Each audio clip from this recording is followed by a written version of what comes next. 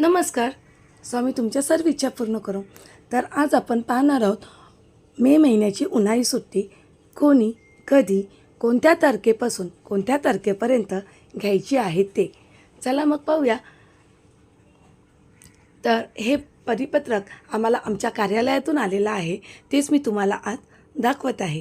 तर विषय आहे अंगणवाडी सेविका व मदतनीस यांना देण्यात येणाऱ्या सन 2026 या वर्षाची उन्हाळी सुट्टी मंजूर करण्याबाबत.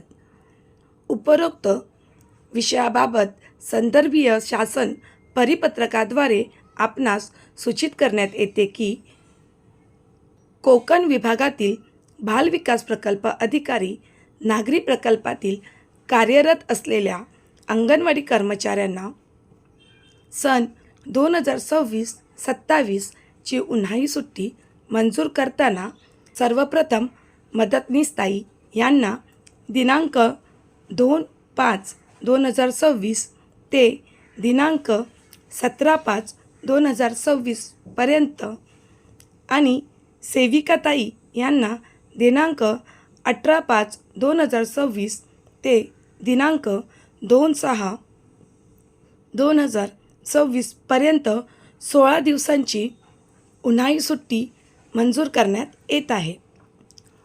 तर पहिला मुद्दा आहे की उन्हाळी सुट्टी पहिली कोणी घ्यायची आणि 15 दिवसामध्ये पहिल्या 15 दिवसात कोणी घ्यायची आणि दुसऱ्या 15 दिवसात कोणी घ्यायची. तर पहिल्या 15 दिवसामध्ये मदतनीसताईंनी पहिली सुट्टी घ्यायची आहे. आता मदतनीसताईंना पहिली सुट्टी का आहे, तर जे आपल्याला 1 ते 5 तारखेच्या आतमध्ये जे आपले पोषण ट्रॅकरवर सेविकाताईंना जी कामं करायची असतात ती कामं पूर्ण होण्यासाठी पहिली सुट्टी ही मदतनीसताईंना दिलेली आहे.